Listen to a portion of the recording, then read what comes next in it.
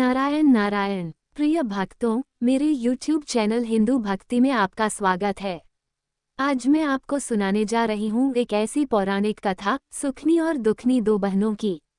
ये कथा विशेष रूप से जितिया व्रत से जुड़ी हुई है, जिसे माताएं अपने बच्चों की लंबी उम्र और सुख समृद्धि के लिए करती हैं। अब आइए आरंभ करते हैं यह अद्भुत कथा। बहुत समय पहले एक बड़े राज्य में एक प्रतापी राजा राज्य करता था। उसके पास धन धान्य, वैभव, सैनिक, दास दासियां, सब कुछ था। परंतु उसके जीवन में एक अभाव था, संतान का। लंबे समय तक संतान न होने से राजा और रानी दोनों ही चिंतित रहते। दरबार में बार बार यह चर्चा उठती कि राज्य का उत्तराधिकारी कौन होगा। ईश्वर की कृपा से कुछ समय बाद रानी गर्भवती हुई। महल में चारों ओर उत्सव का वातावरण छा गया। सभी को प्रतीक्षा थी कि अब राज्य को संतान का सुख मिलेगा। समय बीतते बीतते रानी ने एक सुंदर कन्या को जन्म दिया। पूरे राजमहल में हर्ष की लहर दौड़ गई।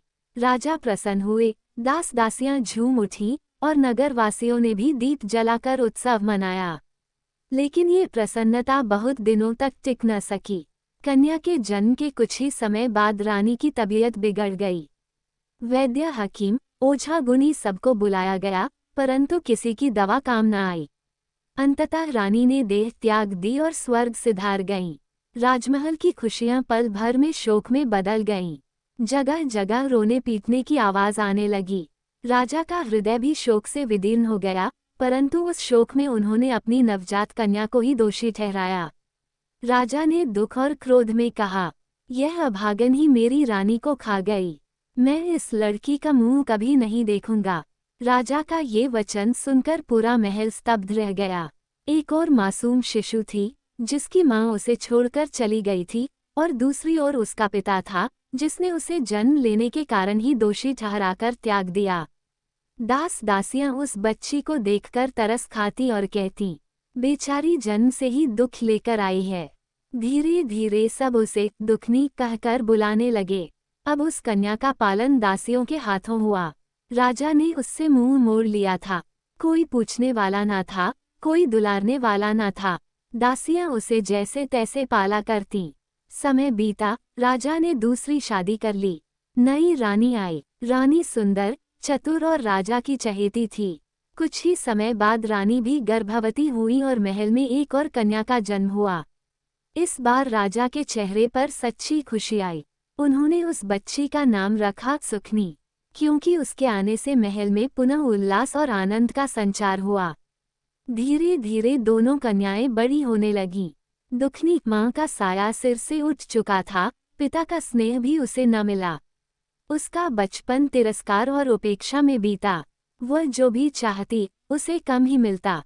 उसके लिए न कोई अच्छे वस्त्र थे, न स्वादिष्ट भोजन, न दुलार प्यार। सुखनी उसके लिए महल में सब कुछ था। सुंदर वस्त्र, गहने, खिलौने, राजकीय स्नेह और रानी की गोद। राजा उसे देखकर प्रसन्न होते, रानी उसे दुलारती और दासियां उसकी सेवा टहल में लगी रहतीं।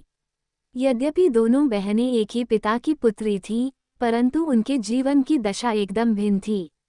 दुखनी तिरस्कार में पली, फिर भी उसका स्वभाव बहुत ही शांत और सहनशील था। वह दासियों की मदद करती, उनसे मधुर वाणी बोलती और हर छोटे बड़े का सम्मान करती। दूसरी ओर सुखनी चून की राजलाड़ प्यार में पली थी, इसलिए उसका स्वभाव कुछ चंचल और अभिमानी होने लगा। लेकिन फिर भी बहनों में आपसी स्नेह था। दुखनी सुखनी से प्यार करती थी और सुखनी भी कभी कभी अपनी बहन के पास खेलने चली आती थी। समय बीतता गया। दोनों बहनें धीरे धीरे बड़ी होने लगीं। सुखनी का पालन पोषण राजसी ठाठ बाट में हुआ। उसके पास अच्छे अच्छे वस्त्र, गहने और स्वादिष्ट व्यंजन रहते। राजमहल के आंगन में उसके खेलने के लिए स्वर्ण जड़ित झूले लगे रहते। दूसरी ओर दुखनी का जीवन अभावों से भरा हुआ था। उसके पास पुराने कपड़े, बचे खुचे भोजन और दासियों का सहारा था। परंतु उसने कभी शिकायत नहीं की, बल्कि जो कुछ मिला उसी में संतोष करती रही। लोग कहते, नाम में ही सच्चाई छिपी है। एक है सुखनी, जो सुख में पल रही है, और दूसरी है दुखनी, जिसका जीवन दुखों से घिरा है। दुखनी का मन बड़ा ही निर्मल और सहनशील था। वह दासियों की मदद करती, उनकी सेवा करती और जो भी दुखी होता उसे सांत्वना देती। धीरे धीरे महल में सब लोग उसकी भलमनसाहट से प्रभावित होने लगे। वहीं सुखनी बचपन से ही रानी की चहेती थी। उसकी हर जिद पूरी होती। अगर उसे कोई खिलौना चाहिए तो तुरंत उसे मिल जाता। धीरे धीरे उसका स्वभाव कुछ घमंडी हो गया। वह सोचती कि सब कुछ उसके लिए ही है। फिर भी दुखनी अपने हृदय में उसके लिए कोई कटुता नहीं रखती। वह अपनी बहन से उतना ही स्नेह करती जितना कोई सगी बहन करती। समय के साथ दोनों युवतियां हो गईं। राजमहल में उनके विवाह की चर्चाएं होने लगीं। राजा ने अपनी चहेती पुत्री सुखनी के लिए बड़े ही योग्य वर की खोज आरंभ की।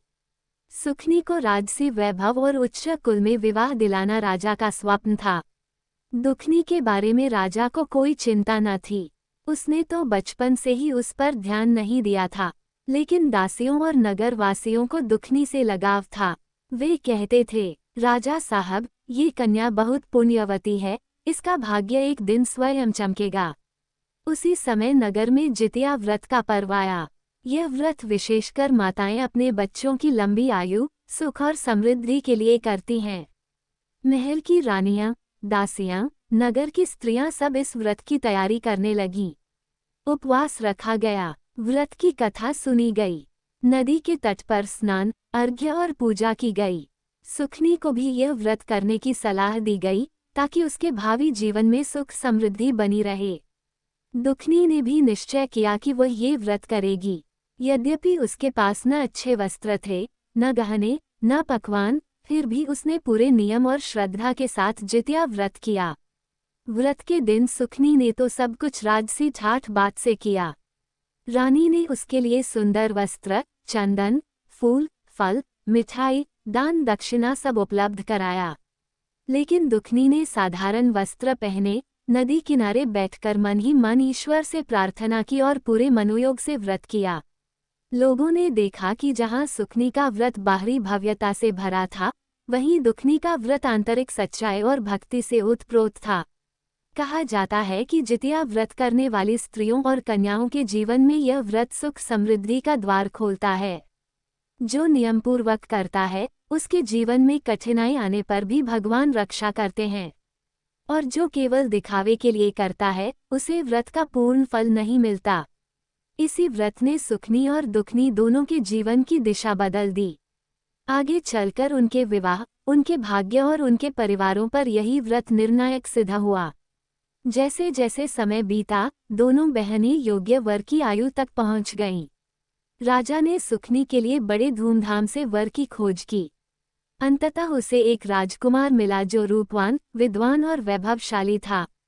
राजा ने ये संबंध तुरंत पक्का कर दिया और सुखनी का विवाह राजसी रीति रिवाजों से संपन्न हुआ। पूरा नगर इस विवाह में शामिल हुआ। ढोल नगाड़े बजे, नर्तक गायक आए और चारों ओर उत्सव का वातावरण छा गया। सुखनी रेशमी वस्त्रों और गहनों से सजी थी।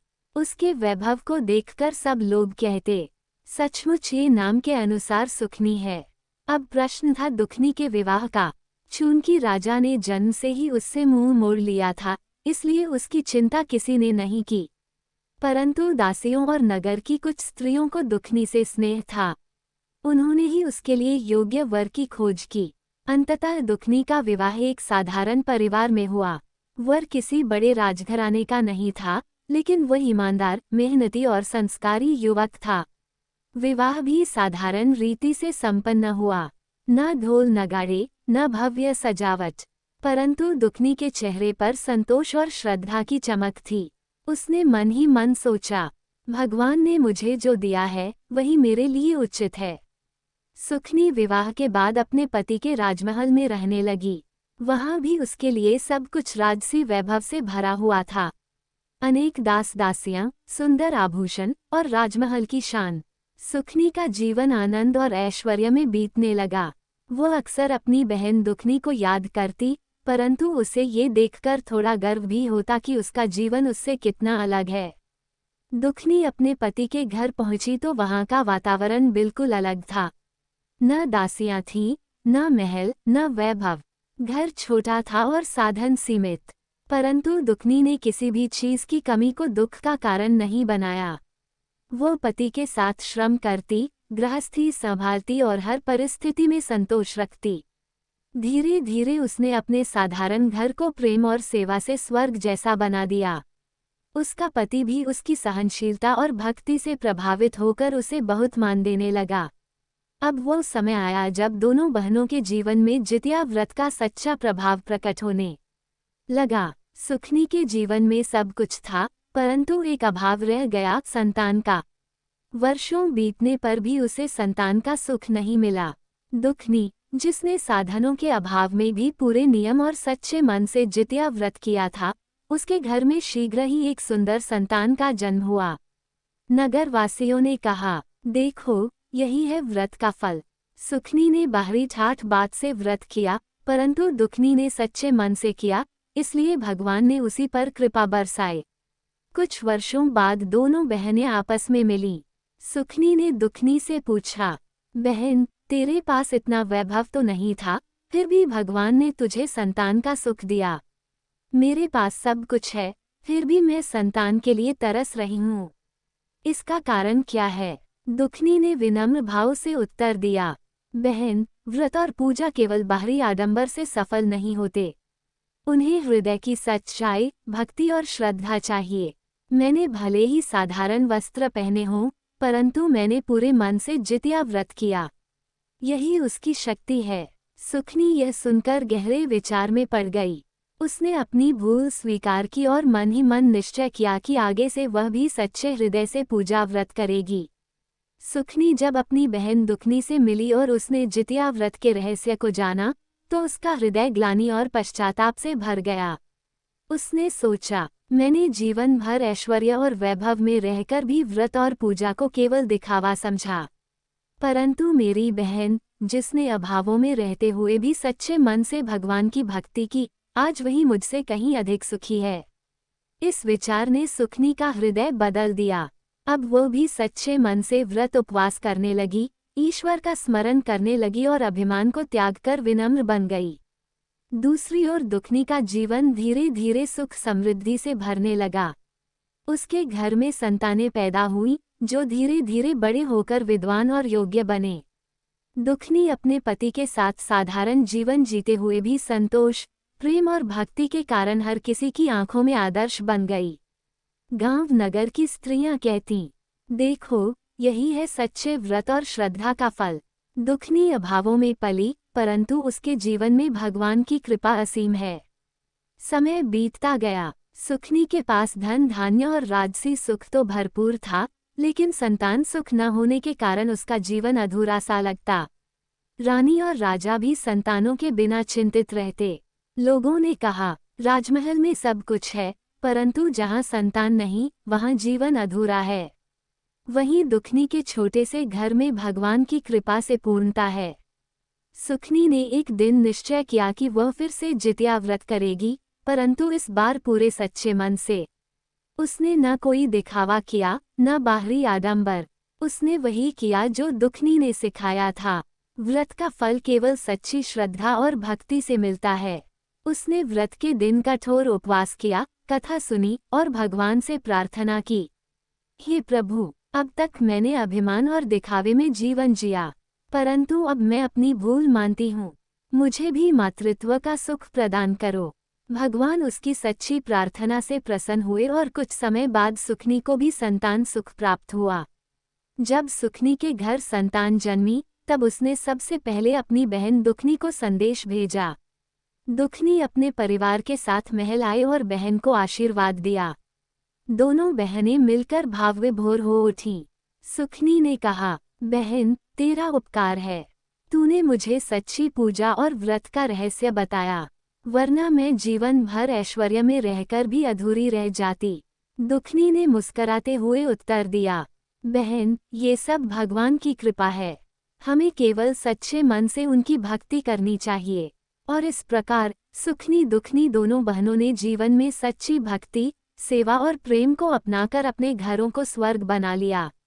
उनके जीवन की यह कथा आज भी हमें जितिया माता की कृपा और सच्ची भक्ति की महिमा याद दिलाती है। जय जितिया माता। जितिया व्रत का महत्व। सच्ची श्रद्धा और मातृत्व की भावना से रखा गया जितिया व्रत केवल संतान की लंबी उम्र और सुख समृद्धि नहीं देता, बल्कि व्यक्ति को धैर्य, संयम और भक्ति की महान सीख भी प्रदान करता है। व्रत करने वाली माता का हृदय पवित्र होता है। व्रत और कथा के माध्यम से बच्चों को संस्कार और जीवन मूल्यों की शिक्षा मिलती है। माता की भक्ति और सच्चाई से पूरा परिवार पुण्य और सुख की प्राप्ति करता है। यदि आपको यह वीडियो पसंद आया हो तो इसे लाइक करें, अपने प्रियजनों के साथ शेयर करें और चैनल को सब्सक्राइब करना ना भूलें। धार्मिक कथाएं, व्रत विधि और भक्ति से जुड़ी विशेष जानकारियों के लिए जुड़े रहिए हिंदू भक्ति चैनल के साथ। हम आपके लिए हमेशा नई रोचक और प्रेरणादायी भक्ति कथाएं लेकर आते रहेंगे।